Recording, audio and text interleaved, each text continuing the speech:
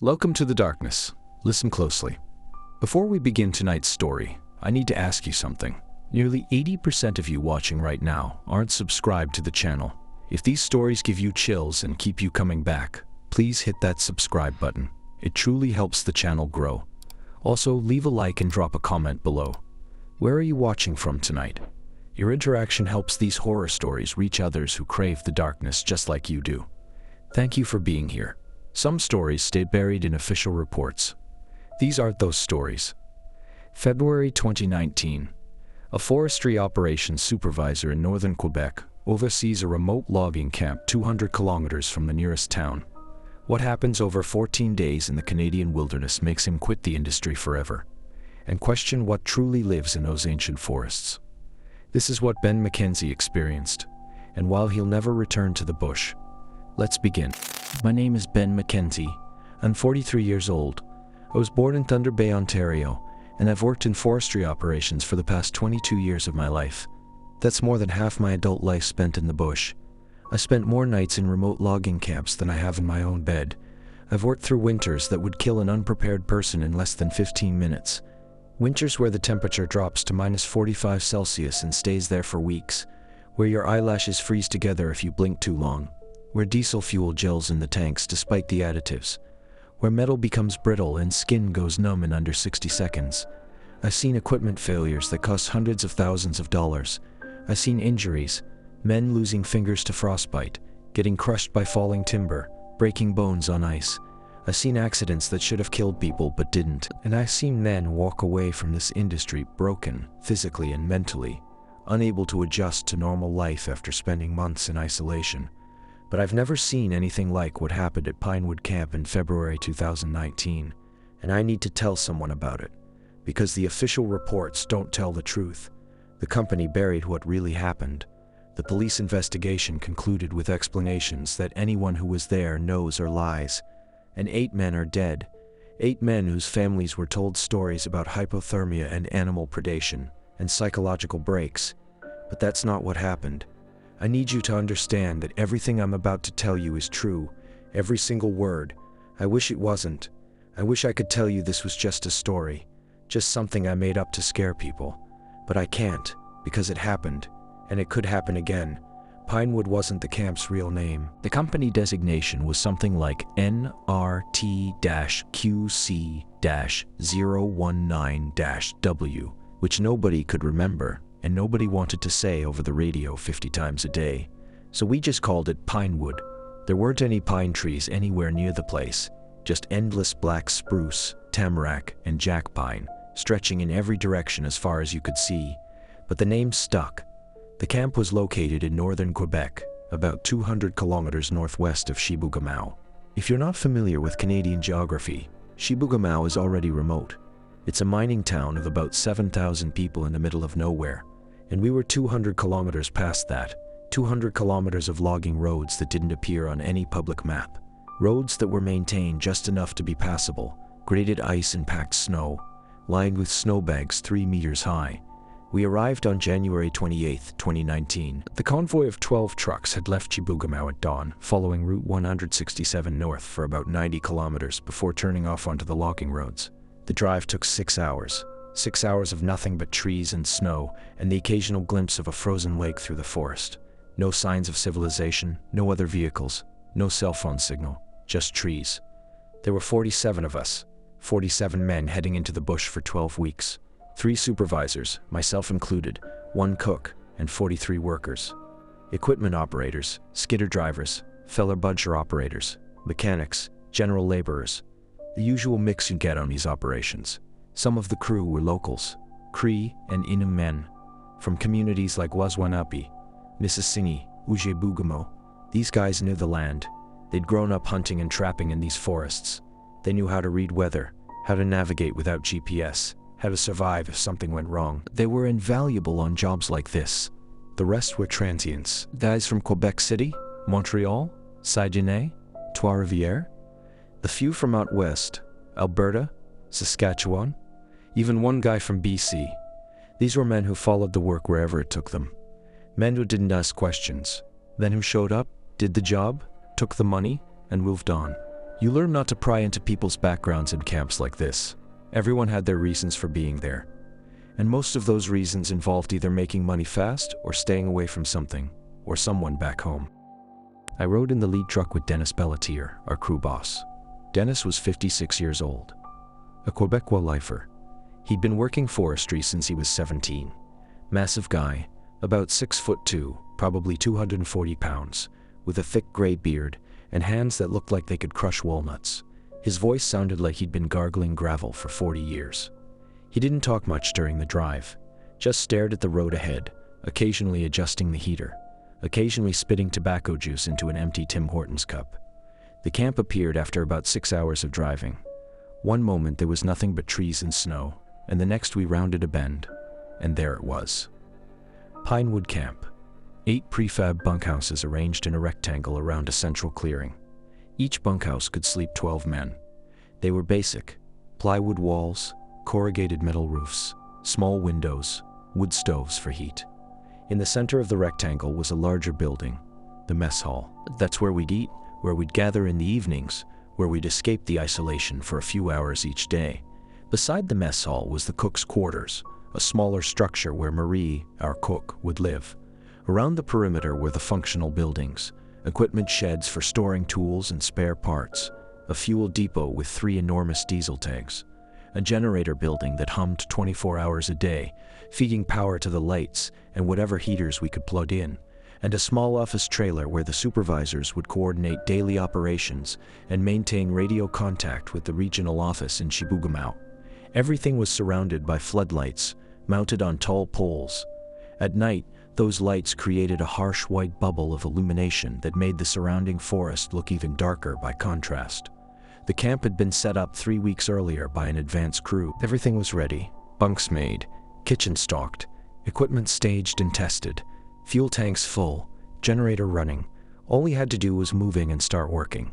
Dennis parked the lead truck near the mess hall and cut the engine. The sudden silence was profound. No traffic sounds, no city noise, no people, just wind moving through the trees and the distant hum of the generator. "Home sweet home," Dennis muttered, climbing out. I grabbed my gear from the back: 2 duffel bags, a sleeping bag, a small backpack with personal items, and followed the flow of men toward the bunkhouses. We'd been assigned bunks before we left Chibougamau. I was in bunkhouse 3 with 11 other guys. The interior was exactly what you'd expect: 2 rows of 6 bunk beds each, a wood stove in the center, a few plastic chairs, plywood floors, bare walls. Cold as hell when we first walked in, probably -20 inside, but the wood stove was already loaded and ready to light. One of the guys, a big Cree fellow named Thomas Otterace, struck a match and got it going. Thomas was 26, from Mistassini, quiet guy, observant. I'd worked with him on 2 previous operations and knew he was solid, reliable, good instincts, the kind of guy you wanted on your crew. "Long drive," Thomas said, feeding kindling into the stove. "Yeah." I dropped my bags on an empty bunk near the back. "You been up this far north before?" "Once, 5 years ago." He paused, watching the flames grow. Different camp, but same area. "How was it?" He didn't answer right away, just kept feeding wood into the stove, adjusting the airflow, making sure it caught properly. Finally he said, "We didn't finish that job." "Why not?" "Bad weather." He closed the stove door and stood up. "Company pulled us out early." Something in his tone made me think there was more to the story, but I didn't press. You learn in this business not to push when someone doesn't want to talk. By evening, the camp was fully operational. The bunkhouses were warming up, the generator was running smoothly, and Marie Gagnon, our cook, had dinner ready by 6. Marie was 52, from Saguenay. She'd been cooking for logging camps for over 20 years. Tough as nails, didn't take shit from anyone, and she could make a decent meal out of almost nothing. The mess hall was warm and bright, and filled with the sounds of men eating and talking and laughing. It felt normal, safe, almost comfortable. That first night, I lay in my bunk, listening to the sounds of the camp settling in, the wind outside, the creak of the building adjusting to the temperature, the occasional cough or shift of weight from the other bunks, the wood stove glowing orange in the darkness, casting flickering shadows on the walls.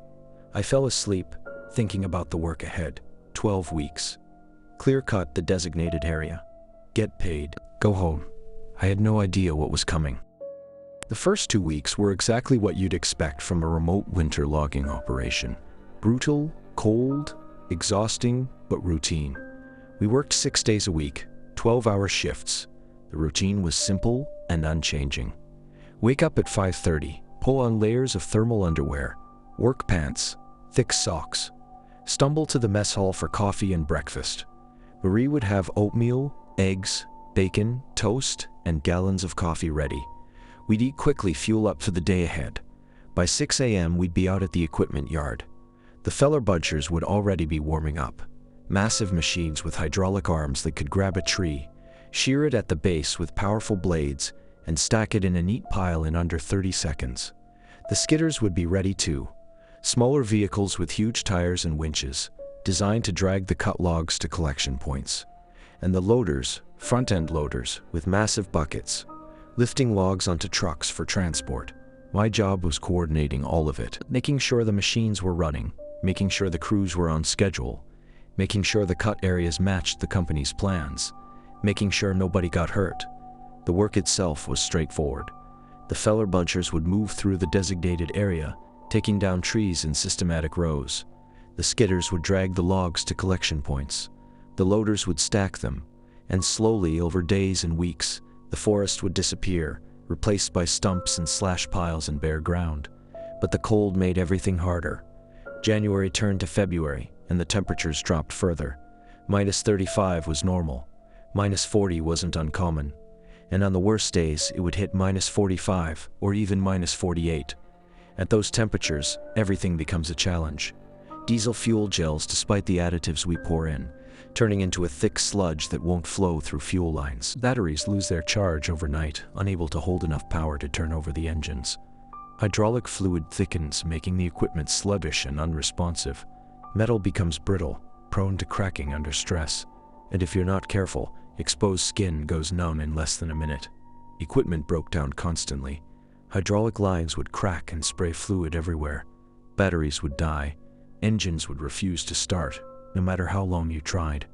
I spent half my time troubleshooting problems, replacing blown hydraulic seals, jumping dead batteries, heating frozen fuel lines with propane torches, and the other half trying to keep the crews motivated and safe. Because working in that cold is dangerous. You have to take breaks every hour to warm up. You have to watch your coworkers for signs of frostbite, white patches on cheeks or noses or ears. You have to stay alert, because one mistake, one moment of inattention can kill you. A fallen tree, a broken cable, a skidder that slips on ice and rolls. But we pushed through. We always did. That's what you do in this business. You deal with the cold. You deal with the equipment failures. You deal with the exhaustion. Because the alternative is admitting defeat, and none of us wanted to do that. The crew settled into the rhythm of camp life. Wake at 5:30, coffee and breakfast. Work from 6 to noon.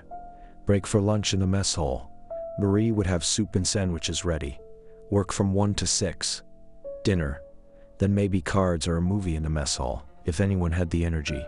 Most nights, guys would just go back to their bunks, feed the wood stove, and collapse into bed. Sundays were off. That was the one day each week when we didn't work. Guys would do laundry, hanging clothes to dry near the wood stoves. Some would write letters home or make satellite phone calls if the connection was working. Others would sleep in, catching up on rest. A few of the younger guys organized hockey games on a makeshift rink they'd cleared behind the bunkhouses. I used Sundays to catch up on paperwork, filing daily reports, tracking equipment hours, coordinating with the regional office about supplies and schedules. I got to know some of the crew better during those first 2 weeks. Marcus Tremblay was one of the skidder operators, 36 years old, from Rouyn-Noranda, a mining town about 500 kilometers south.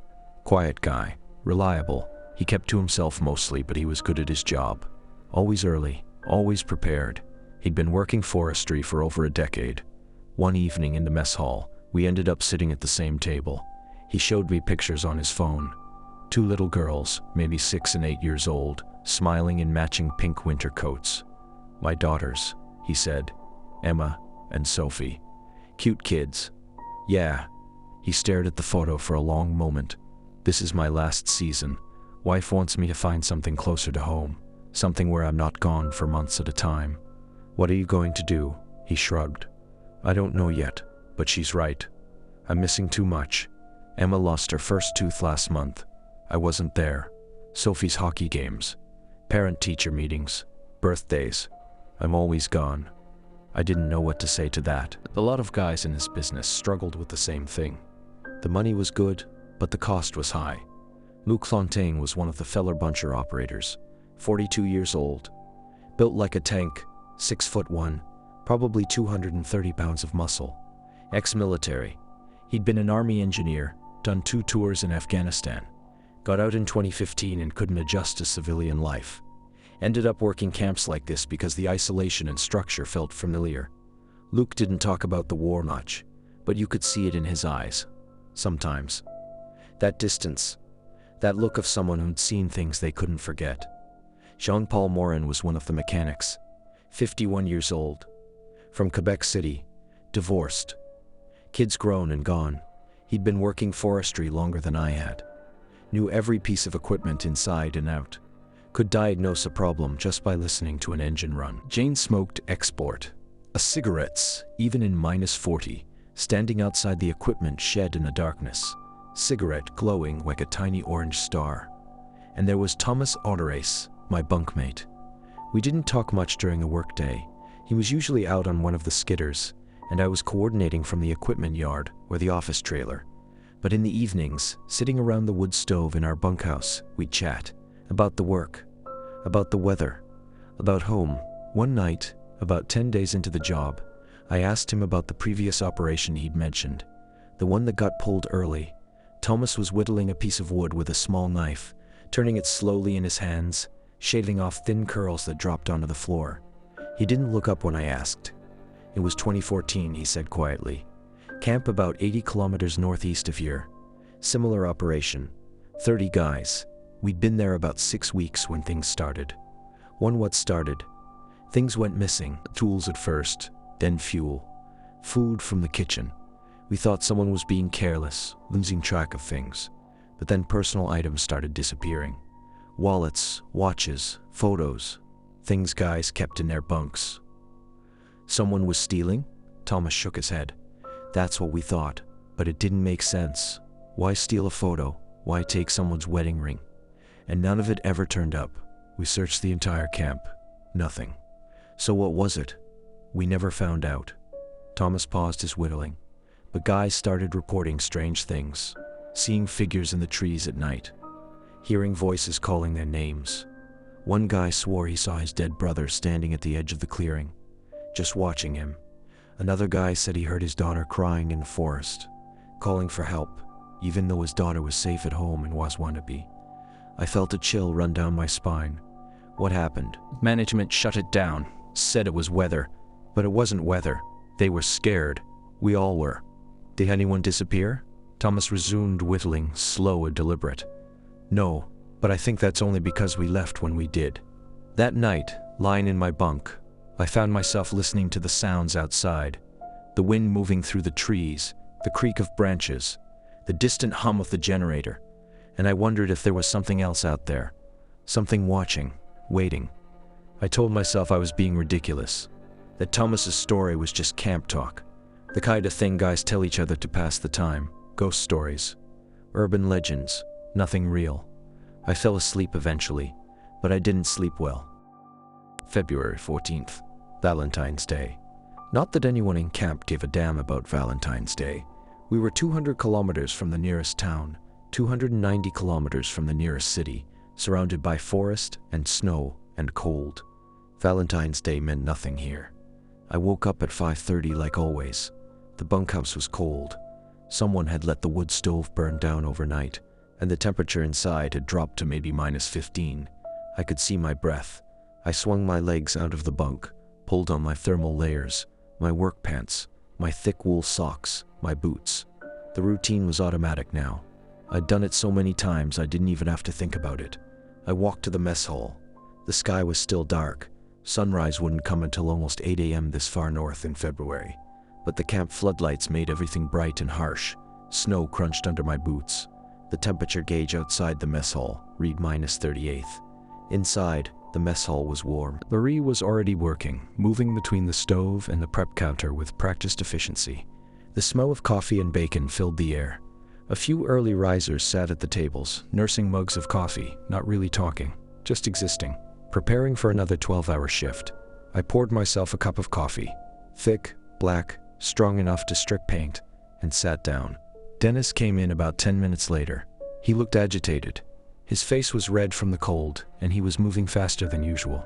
"Anyone seen Marcus Tremblay?" he called out. A few guys looked up. Heads shook. I hadn't seen him. Dennis grabbed his radio from his belt. "Tremblay, you copy. Static." He tried again. "Marcus, this is Dennis.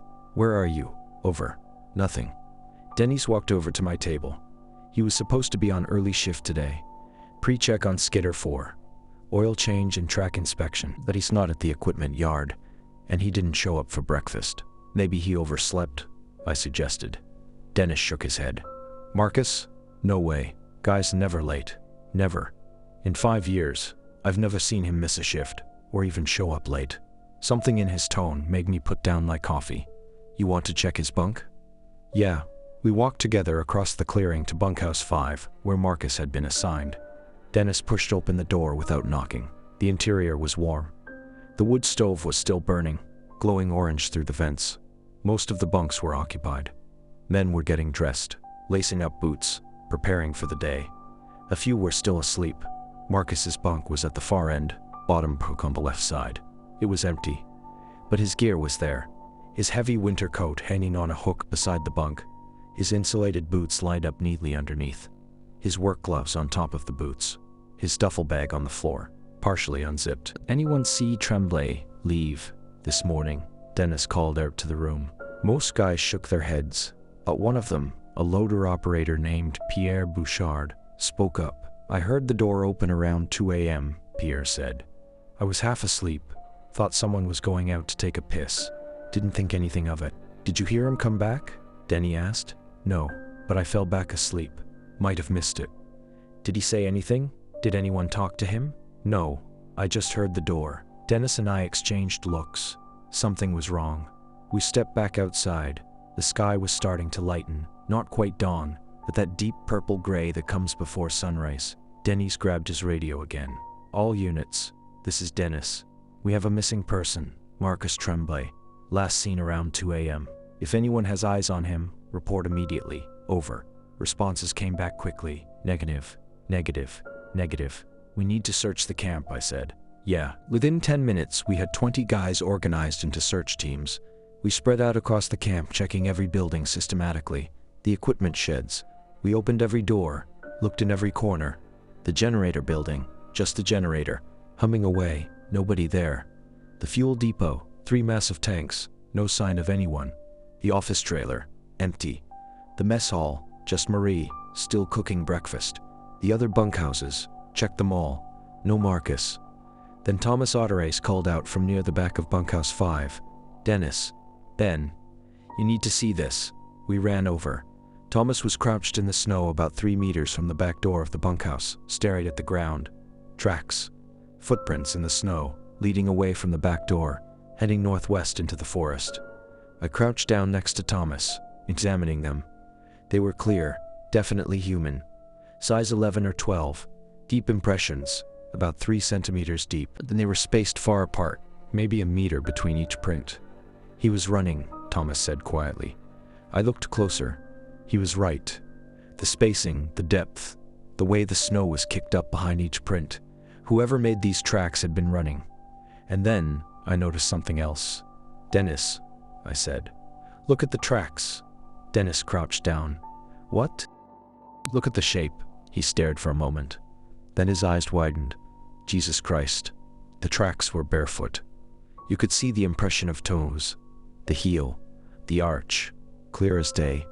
Someone Marcus had run out of bunkhouse 5 at 2 in the morning, in -38-degree cold, barefoot, and disappeared into the forest.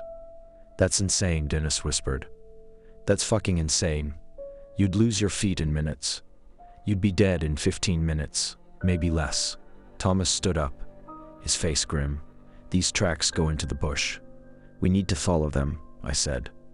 Dennis nodded. He grabbed his radio. All units, we have a situation.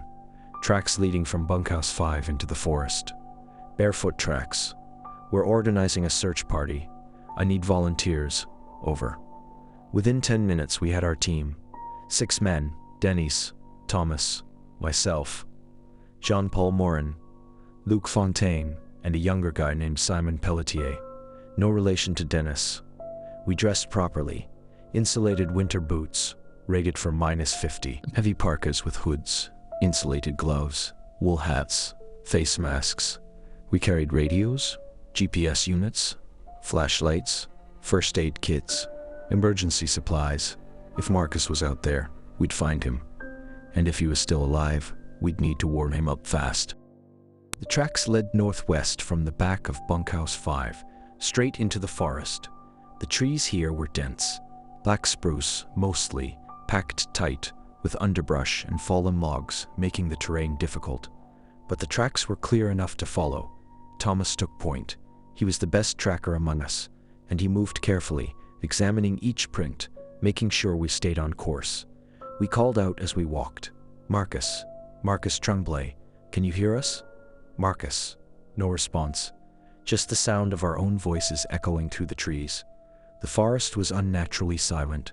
No birds, no wind, no sound except our boots crunching in the snow and our breathing and our voices. We walked for over an hour, following the tracks. They wound between trees, crossed frozen creeks, cut through dense patches of underbrush. In some places, the wind had blown snow across the trail, obscuring the prints.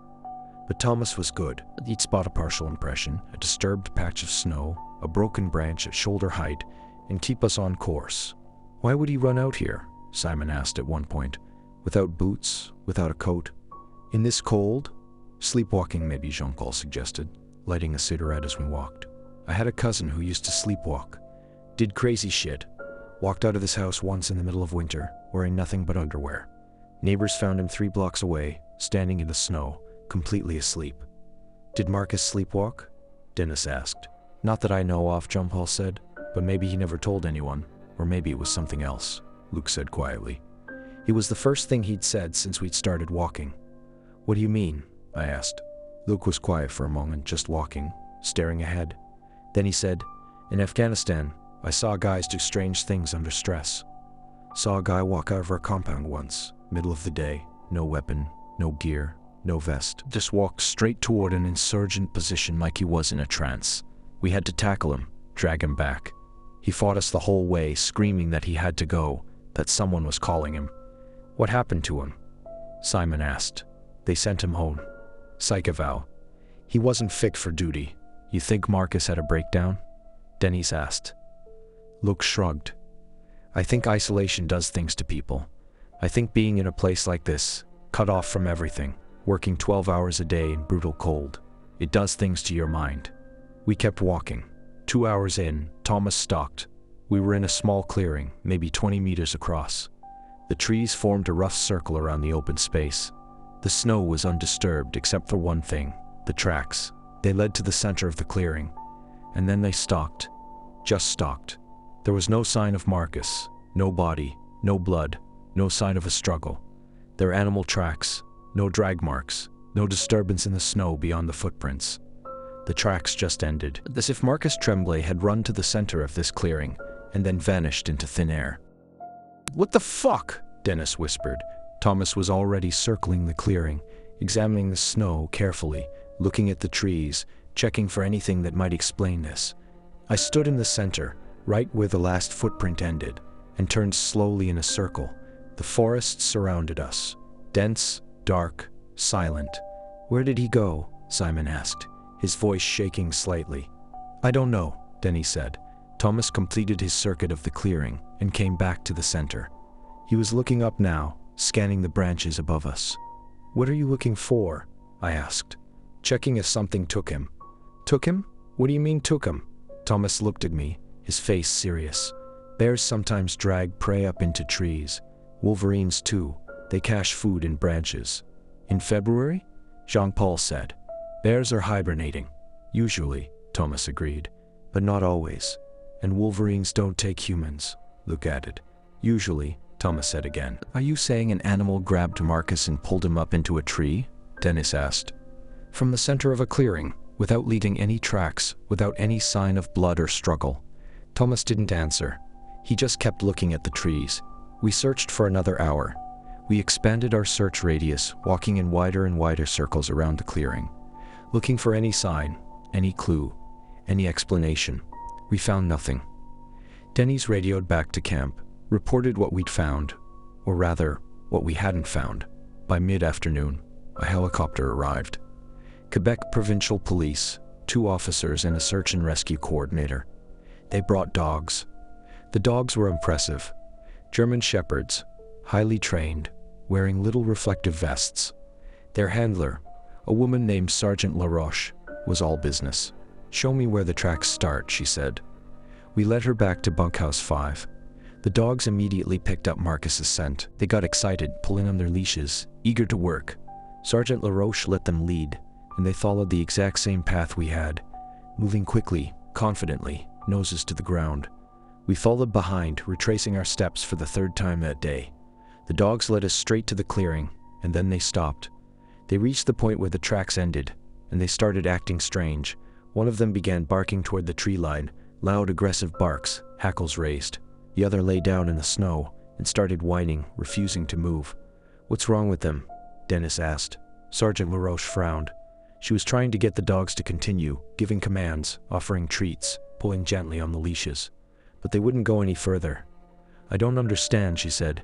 They're trained for this. They should be tracking, but they're refusing to continue. Can you make them? I asked.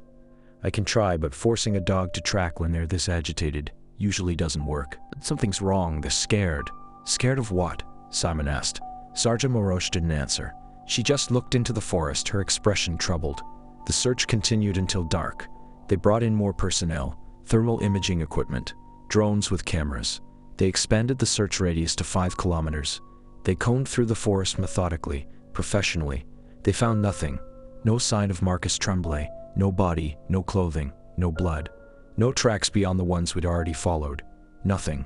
By nightfall, the temperature had dropped to -42. The police made the decision to suspend the active search until morning. It was too cold, too dark, too dangerous to continue. We returned to camp, exhausted, confused, and deeply unsettled. That night in a mess hall, the mood was grim. Men sat in small groups, talking quietly, drinking coffee, barely touching the dinner Marie had prepared. Pork chops and mashed potatoes. Normally guys would devour it. Tonight, most plates went back half full. I sat with Thomas at a quarter table. Neither of us spoke for a long time. Finally, I said quietly, "What do you think happened to him?" Thomas stared at his untouched plate. I think he heard something. Heard what? A voice. Someone calling for help. Someone he knew, or thought he knew. I remembered the story Thomas had told me, about the previous camp, about guys seeing and hearing things. You really believe that? I asked.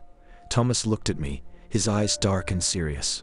My grandmother used to tell me stories when I was young, about things that live deep in the forest, things older than the trees, things that don't like to be seen.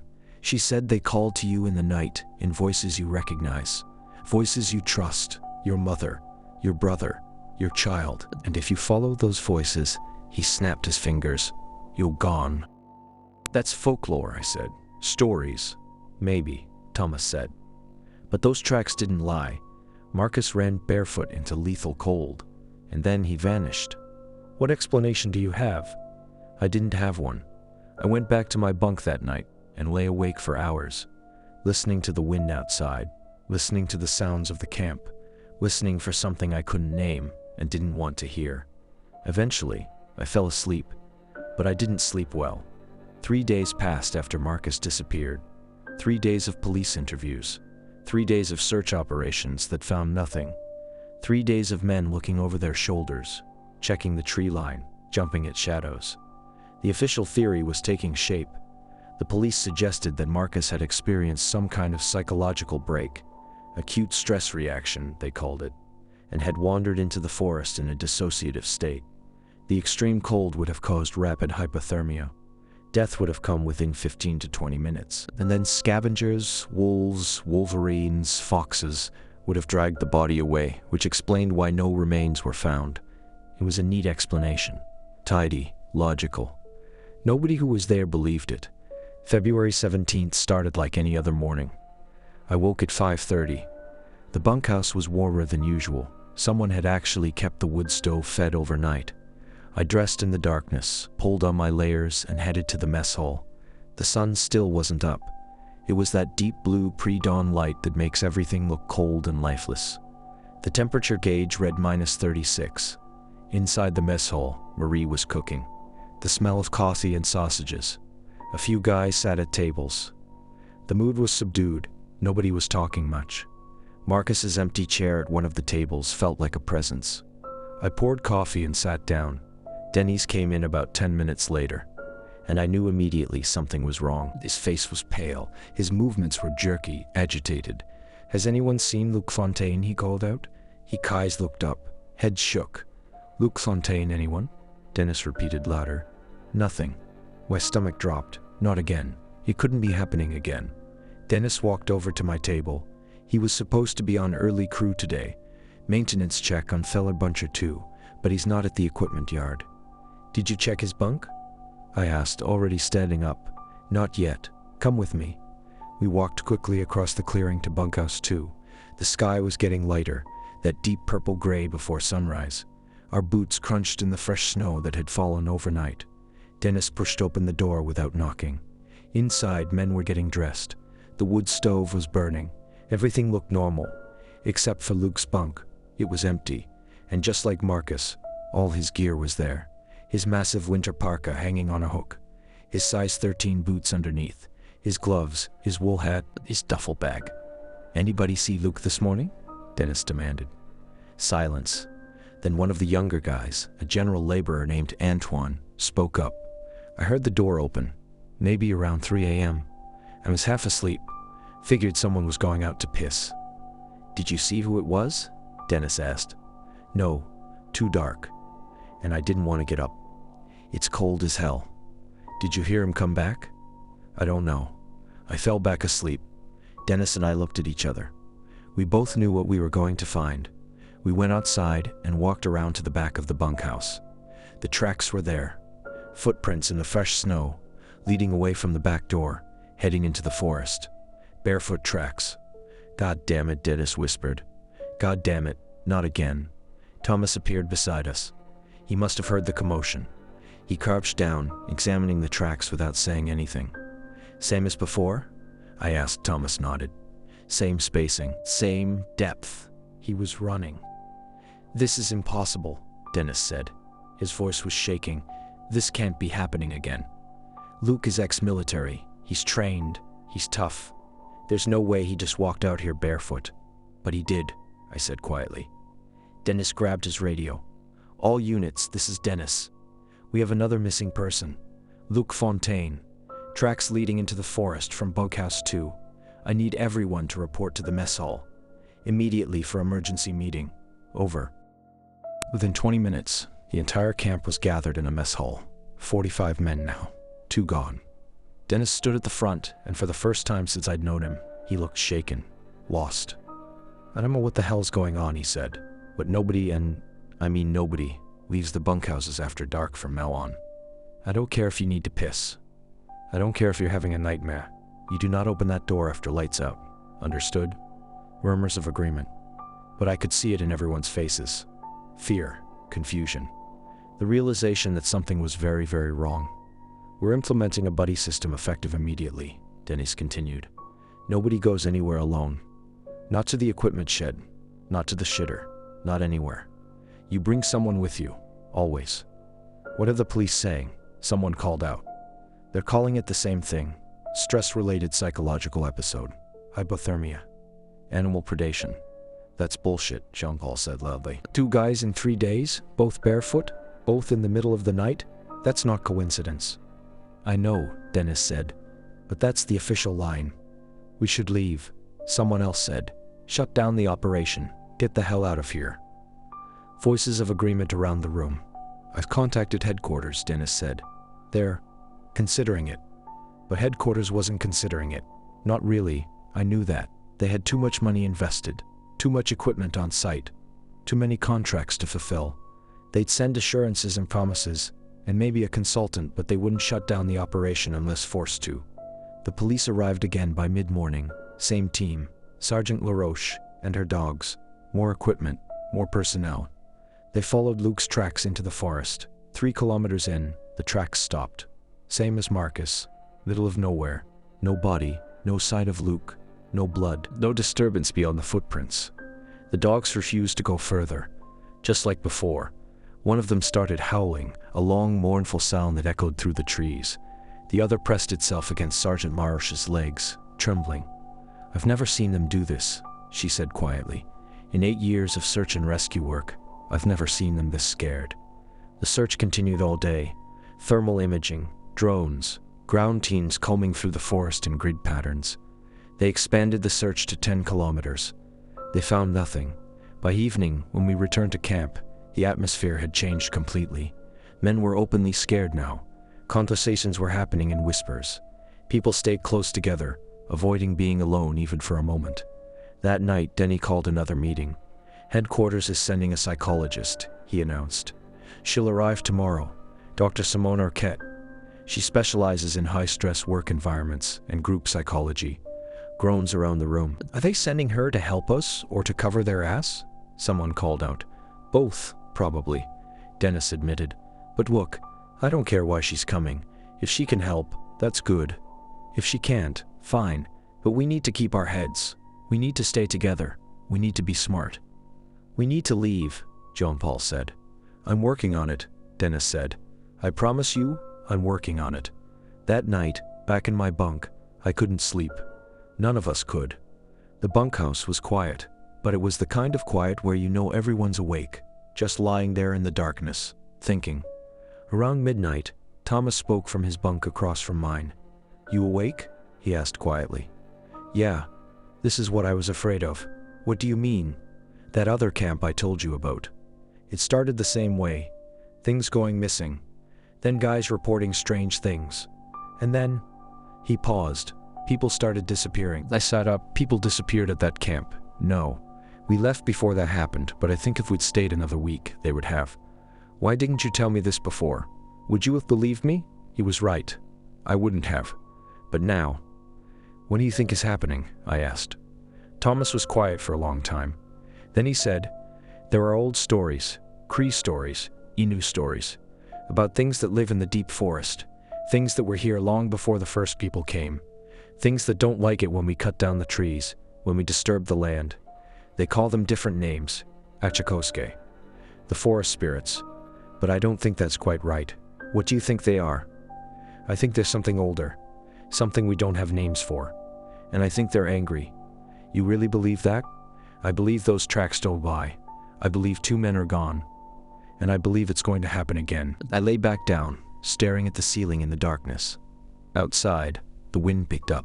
It made a sound through the trees that almost sounded like voices, distant, calling. I pulled my sleeping bag over my head and tried not to listen. Dr. Simone Arquette arrived on February 18th. She came in on the morning helicopter with supplies and mail. She was in her late 30s, professional-looking, with short dark hair and wire-rimmed glasses.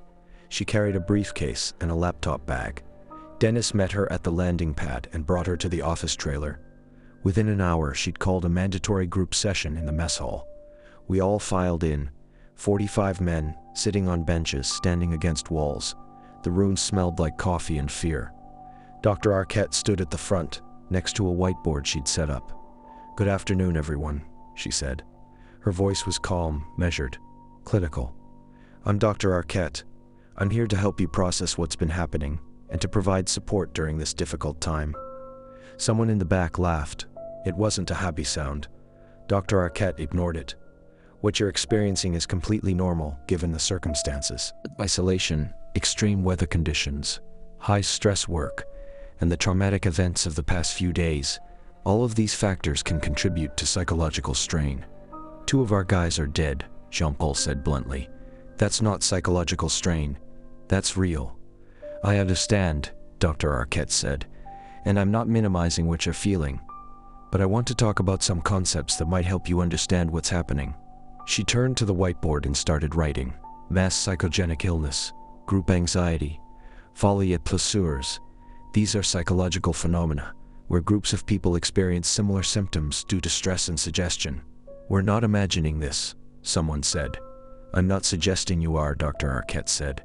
What I'm suggesting is that stress can make us interpret events in ways that might not be accurate. For example, hearing sounds in the forest at night, wind through trees, animals, shifting ice, and interpreting those sounds as something threatening.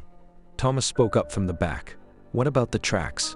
What about two men disappearing in the exact same way? Dr. Arquette turned to face him. The tracks are real. The disappearances are real. I'm not disputing that. What I'm suggesting is that the psychological state of the individuals who disappeared might explain their actions. Acute stress reactions can cause people to behave irrationally. Both of them? In the exact same way? Thomas pressed. It's not uncommon for people in similar situations to respond similarly, especially when there's a precedent. After Marcus disappeared, everyone in camp knew about it.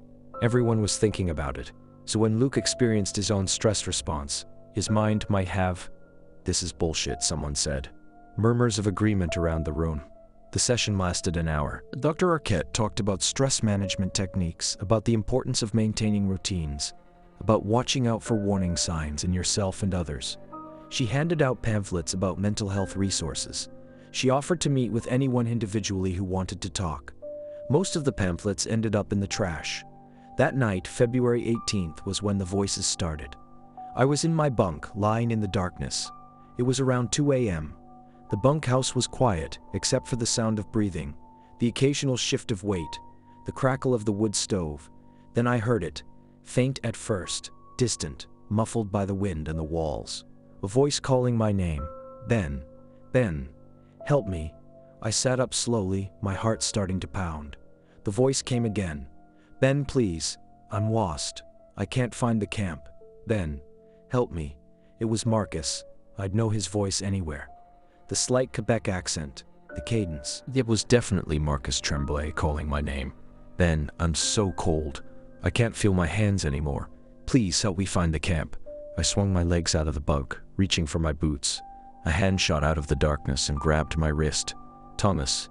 He was sitting up in his bunk, staring at me. His grip was like iron. Don't, he whispered. That's Marcus, I said. He's out there. He's alive. That's not Marcus, Thomas said firmly. How do you know? Because Marcus is dead. He's been gone for 4 days in -40 cold. Whatever that is out there, it's not him. The voice called again, louder now. Ben, why would you help me? I thought we were friends. Ben, please. It sounded desperate, terrified, cold, exactly like someone who'd been lost in the wilderness for days, finally finding their way back, calling out for help. But Thomas held my wrist. Listen to me very carefully. If you open that door, you won't come back. Do you understand? You won't come back. You don't know that. Yes, I do. And then I heard another voice. This one made my blood freeze. Benjamin? Benjamin, honey, is that you? My mother's voice. My mother had died 6 years ago. Cancer. I'd been there when she passed, holding her hand in the hospital. Benjamin, I'm scared.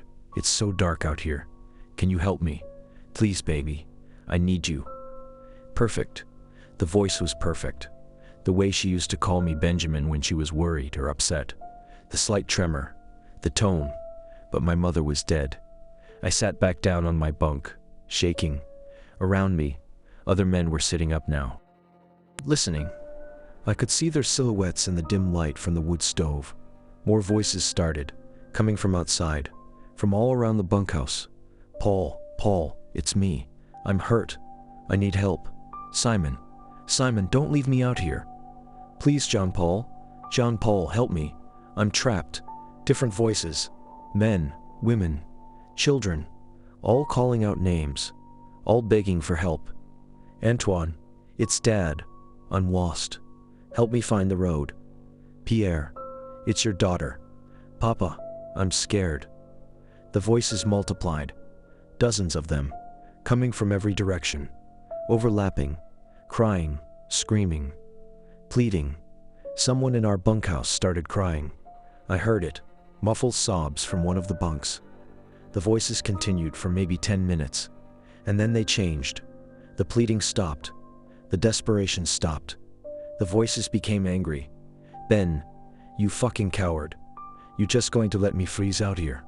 That was Marcus's voice again, but different now. Cold, hateful. "Paul, I thought you cared about me, but you're just hiding in there like a coward. Simon, you're pathetic. You always were." And then the voices merged. It's hard to describe. Imagine dozens of voices speaking at once, perfectly synchronized, creating this horrible harmony. Men, women, children, all speaking the same words at the exact same time. "We know you're in there. We can smell you. We can hear your heartbeats. We can taste your fear." The voice or voices continued. "You think you're safe in your little boxes? You think walls will protect you? You're wrong. So wrong." And then the words stopped making sense. The voices continued, but they were speaking in languages I didn't recognize. Or maybe not languages at all. Just sounds. Sounds that hurt to hear. That made my teeth ache. That made my vision blur. Someone in the bunkhouse started screaming. The sounds continued for another few minutes. And then abruptly they stopped. Silence. The wind. The crackle of the wood stove. Heavy breathing. Nobody moved. Nobody spoke. We just sat there in the darkness, waiting to see if it would start again. It didn't. As dawn broke, pale gray light filtering through the small windows, we could see each other clearly. Every face was pale. Every pair of eyes was wide. Nobody had slept. Dennis came around to each bunkhouse at first light, checking on everyone. When he got to ours, Thomas spoke up immediately. "Every bunkhouse?" he asked. Dennis nodded. "Every single one. Everyone heard it." "What about Dr. Arquette?" I asked. "She's in her room in the office trailer, refusing to come out. She's calling for an emergency evacuation." "Good," someone said. "Let's get the hell out of here." "I'm working on it," Denny said. But he looked defeated, exhausted. "Just nobody opens any doors after dark. Understood? I don't care what you hear. I don't care if it sounds like your mother, or your wife, or your kid. You do not open that door." We all nodded, but I could see it in everyone's faces. The same question I was asking myself. How long could we hold out? February 19th, the day after the voices started. Nobody worked. Dennis didn't even try to organize the crews. The equipment sat idle in the yard. The forest went uncut. Everyone just stayed in the mess hall or their bunkhouses, staying close together, avoiding being alone. The police presence had increased. There were now 6 officers on site, working in shifts. They'd set up a command post in the office trailer. But what could they do? They'd searched hundreds of square kilometers of forest. They'd found nothing. And now the voices. Sergeant LaRoche pulled me aside mid-morning. "Did you hear them?" she asked quietly. "Last night?" "Everyone heard them. We heard them too, in our temporary shelter. Voices calling our names. My partner, she heard her son. He's safe at home in Quebec City, but she heard him out there, calling for her." "What do you think is happening?" I asked. She looked at me for a long moment. Then she said, "Off the record, I don't know." And that terrifies me. I've been doing this job for 8 years. I've seen a lot of strange things. But this is different. The official report is going to say what? Probably mass psychogenic illness. Group hallucination brought on by stress and isolation. But you don't believe that? "No," she said quietly. "I don't." That afternoon, 2 more men disappeared. It happened in broad daylight this time. Around 3 p.m., 2 general laborers, brothers, actually, from Saguenay named Marc and Andre Gagnon, were walking from their bunkhouse to the mess hall for afternoon coffee. About 30 meters, in full daylight, in full view of multiple witnesses. They were walking together, talking, and then Marc stopped. He turned toward the tree line, his head tilted like he was listening to something. Andre stopped too. "Marc, what's wrong?" Marc didn't answer. He just started walking. Toward the forest. Andre grabbed his arm. "Marc, where are you going?" Marc pulled free, roughly, violently, and kept walking. "Marc, stop." But Marc didn't stop.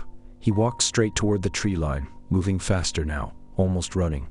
And then he was in the trees, gone. Andre started to follow, but other men grabbed him, held him back. "Let me go. That's my brother. Don't," someone said. "Don't go after him." Andre fought, screaming his brother's name. It took 3 men to hold him. A search party formed immediately. 10 men, including police. They followed Mark's trail into the forest. His tracks were clear, boot prints this time, since it had happened during the day, and he'd been fully dressed. They found him 2 hours later, or what was left of him. He was hanging from a tree branch about 15 meters into the forest, hung by his own belt around his neck. His face was purple, his eyes were open, bulging, his tongue protruded from his mouth. Dead. Suicide by hanging. But here's the thing that made everyone's blood run cold. The branch he was hanging from was 3 meters off the ground. There was nothing beneath him. No stump, no log, no ladder. Nothing he could have stood on to reach it. The coroner's preliminary examination suggested he'd been dead for less than an hour, which meant he'd walked into the forest, somehow climbed or been lifted 3 meters up, wrapped his belt around a branch, and hanged himself, all in less than 30 minutes. That night, Andre was sedated and confined to the medical station. He'd become hysterical, screaming that something had taken his brother, that the forest had called to him. And that night, the voices came again. This time they were louder, angrier, more aggressive. They surrounded the camp, coming from every direction. Dozens of voices calling names, screaming, laughing, crying.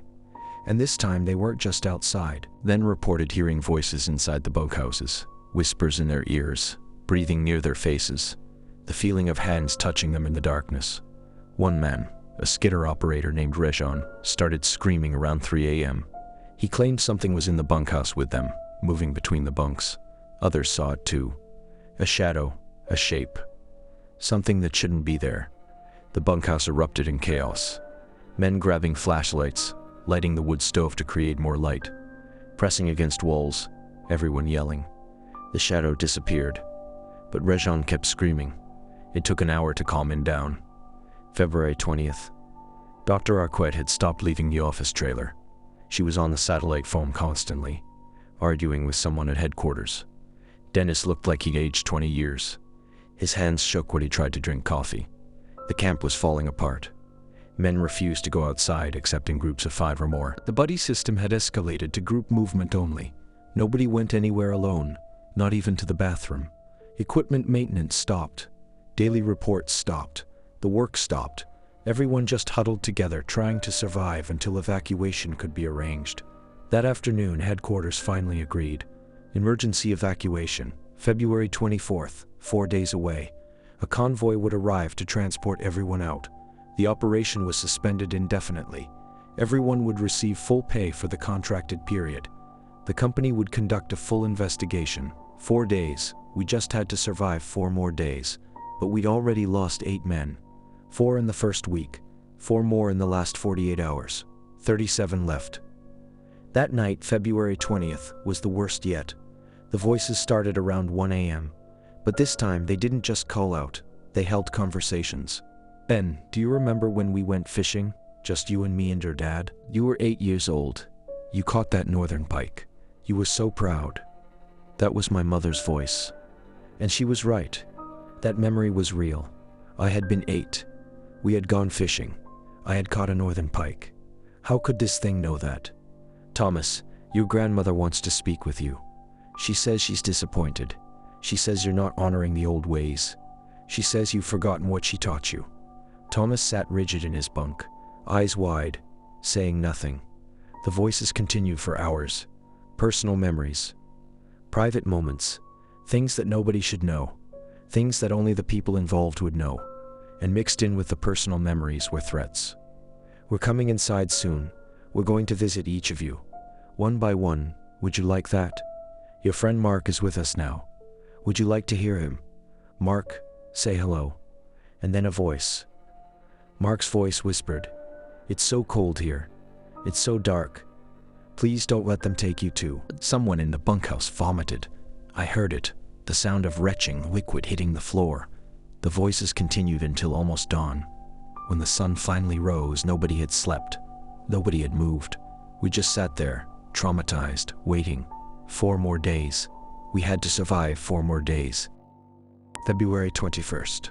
3 days until evacuation. Nobody was pretending anymore. This wasn't stress, this wasn't mass hallucination. This was real. Something in the forest was hunting us, and it was getting bolder. The police were preparing to leave. Sergeant LaRoche told Dennis privately that they couldn't justify keeping officers on site. It was too dangerous. They'd make sure the evacuation convoy arrived safely on the 24th. But until then, we were on our own. That night, I was lying in my bunk around midnight. I wasn't sleeping. Nobody was sleeping anymore. We just lay there in the darkness, listening, waiting. The bunkhouse was quiet, except for breathing and the crackle of the wood stove. Then I heard footsteps inside the bunkhouse. Slow, deliberate footsteps moving across the plywood floor. Between the rows of bunks, I opened my eyes. In the dim orange light from the wood stove, I could see other guys sitting up. Everyone was awake. Everyone was listening. The footsteps continued, getting closer to my end of the bunkhouse, and then they stopped at the door. I heard the latch, the metal scraping, the handle turning. "Who's at the door?" I whispered. No answer. The door swung open. Cold air rushed in. Not just cold, but Arctic. It felt like -50. The temperature in the bunkhouse dropped instantly.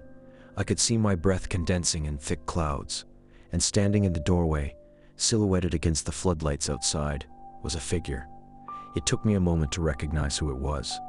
Luc Fontaine. He was naked. His skin was blue-gray, covered in a thick layer of frost.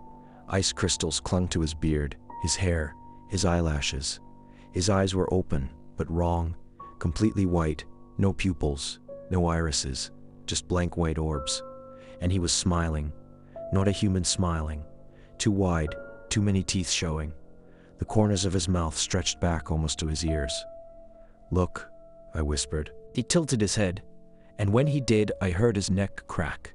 Not one crack, multiple cracks, like bones breaking, vertebrae snapping. His head tilted at an angle that wasn't possible for a living human. The smile widened further, and then he spoke. But it wasn't Luke's voice. It was dozens of voices. Hundreds, maybe. Men, women, children, all speaking at once in perfect unison, creating this horrible harmony. "Hello, Ben. Hello, Thomas. Hello, everyone. We've been waiting for you to invite us in." Nobody moved. Nobody breathed. The thing wearing Luke's body took a step into the bunkhouse. "It's so warm in here. So comfortable. You've been hiding from us.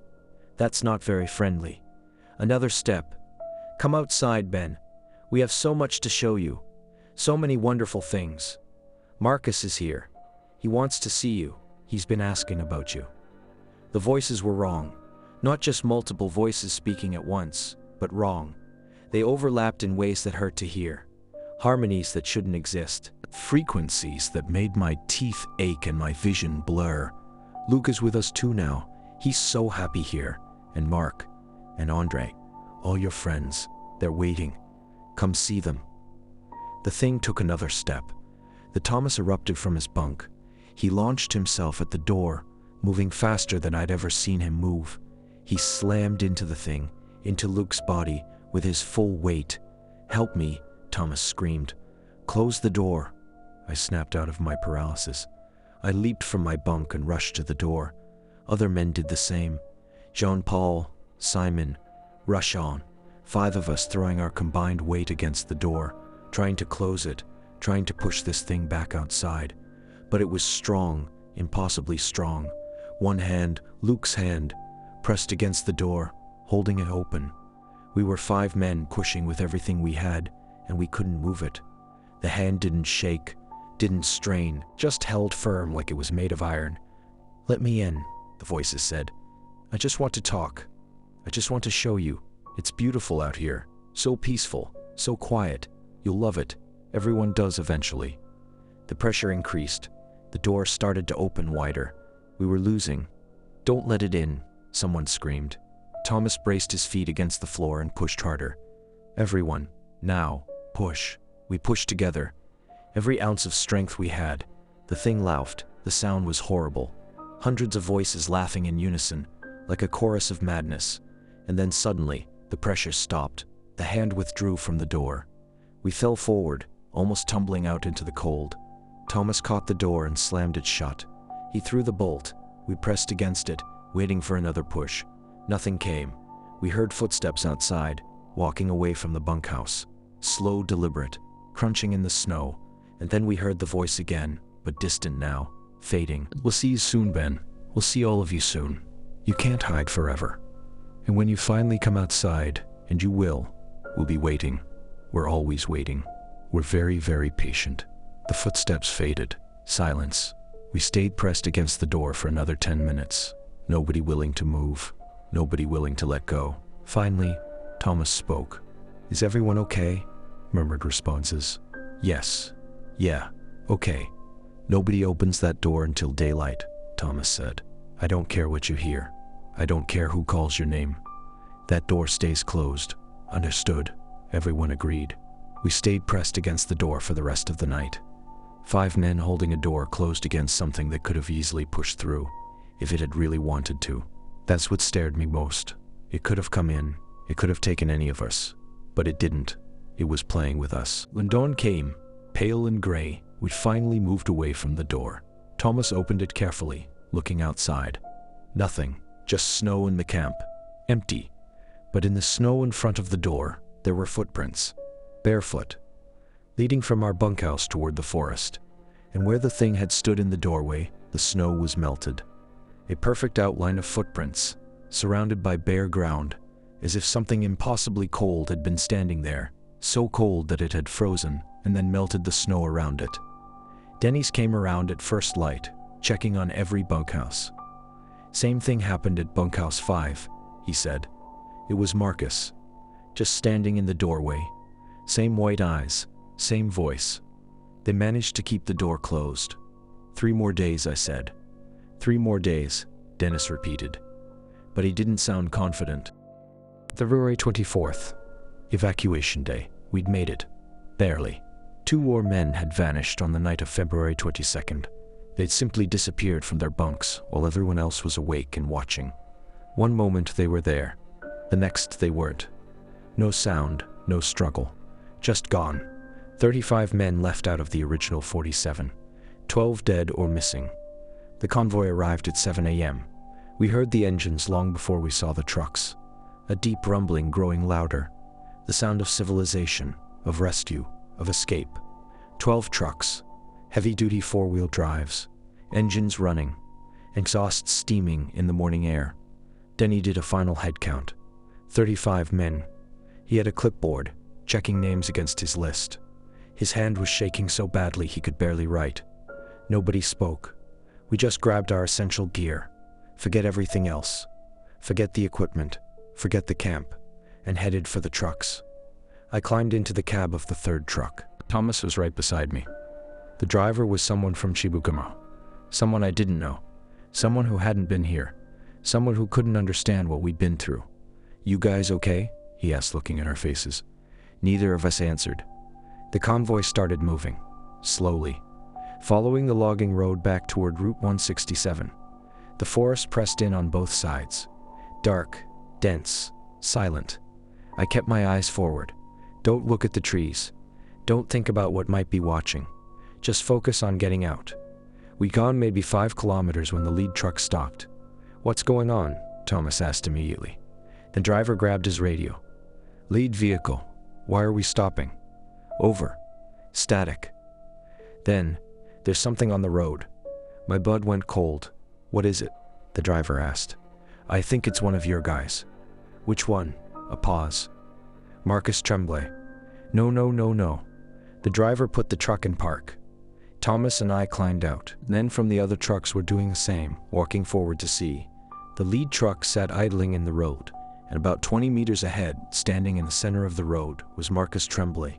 He was naked, covered in frost, white eyes, that impossible smile. "Marcus," Denny called out from the front. "Marcus, can you hear me?" No response. Just stood there, smiling, blocking the road. "We need to get him," someone said.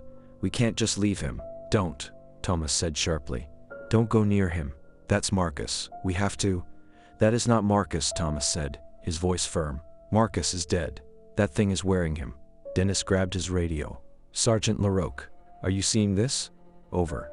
The police helicopter was circling overhead. "Affirmative. Do not approach the individual. Repeat, do not approach. We're coming down." But before the helicopter could land, Marcus moved. He took a step forward, then another, walking toward the convoy, not hurrying, just walking, steady, deliberate, that awful smile never changing. "Get back in the trucks," Dennis shouted. Everyone back in the trucks now. Men scrambled. Doors slammed. Engines revved. Marcus kept walking. 20 meters. 15. 10. The lead truck driver honked the horn. Long, loud blasts. Marcus didn't react. Didn't flinch. Just kept walking. "Run him over," someone shouted from one of the trucks behind us. "We can't just..." Dennis started. "That's not Marcus," multiple voices yelled. "Drive. Drive." The lead truck driver hesitated for maybe 3 seconds. Then the engine roared, and the truck lurching forward. Marcus was 5 meters away. 3, 2. The truck bore down on him at 40 kilometers per hour. And at the last possible second, the absolute last moment before impact, Marcus stepped aside, not to the side of the road, into the forest. One fluid step, and he vanished into the trees as if he'd never been there at all. The lead truck kept going, and we followed. Nobody spoke. Nobody looked at the forest. We just drove. The convoy drove for 3 hours without stopping. Nobody suggested brakes. Nobody asked to pull over. We just kept moving until the logging roads finally met Route 167. When we hit the paved highway, I heard someone in the back of our truck start crying, and then another, and then several. We drove another 2 hours until we reached Chibougamau. When the trucks finally pulled into the staging area at the edge of town, just a gas station and a truck stop, men poured out. Some collapsed to their knees. Others were crying openly.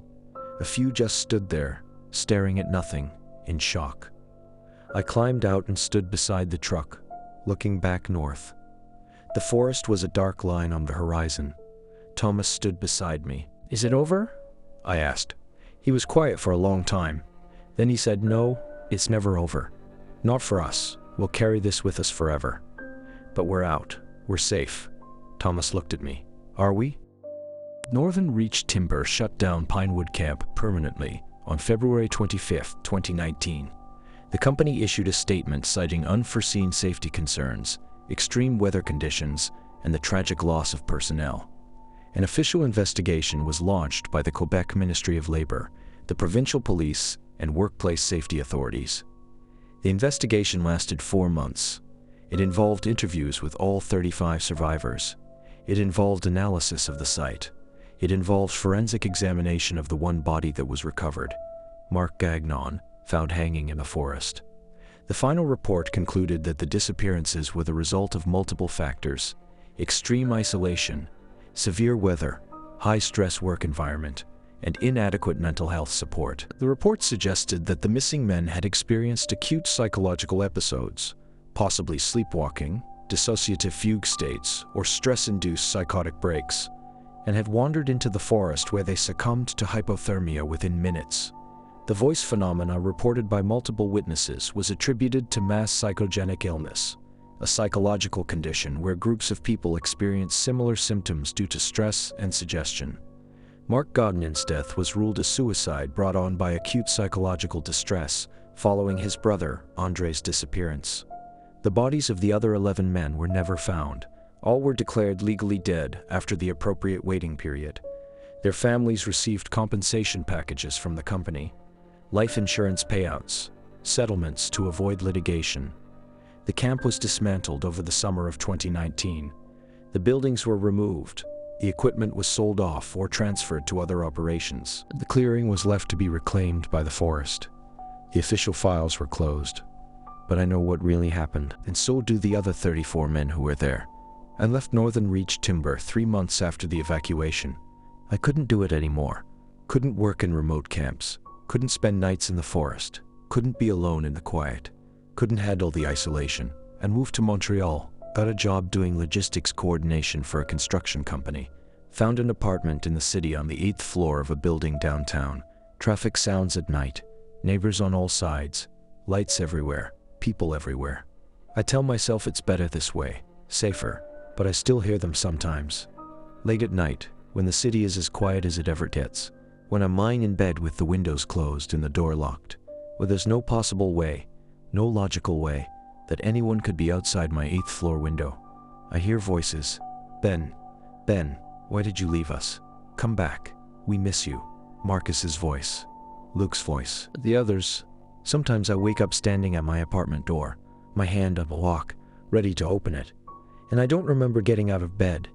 Don't remember walking to the door. Thomas calls me sometimes, once a month or so. We don't talk about it directly, but I know he hears them too. I can hear it in his voice. That exhaustion. That fear. 3 of the other survivors have died since that February. 2 suicides. 1, accident. Walked out of his house in the middle of winter, found dead from hypothermia, 2 kilometers away. Just like Marcus. Just like Luke. I don't know how much longer I can resist. Sometimes I stand on my balcony, looking north, toward the forest, toward whatever is waiting out there. And I know eventually, I'll go back. Not because I want to, but because it's calling. And it's very, very patient. If you work in remote places, if you spend time alone in the wilderness, if you ever find yourself in isolated locations far from help, listen to me very carefully. If you hear someone calling your name at night, if you hear a voice you recognize asking for help, if you hear your mother, your father, your child, your brother, your friend, don't answer, don't open the door, don't go outside. Because it's not them, it's never them. Whatever took those 12 men is still out there, still calling, still waiting, still learning, and it knows your name. Thank you for watching. If you've experienced something similar, if you've heard voices in isolated places, if you felt something watching you from the forest, drop a comment below. You're not alone, and you're not crazy. Hit that like button if this story disturbed you, and subscribe for more true horror stories from people who work in the darkest, most isolated places on Earth. Stay safe out there, lock your doors, and remember, if you hear your name being called from the darkness, don't answer. I'll see you in the next one.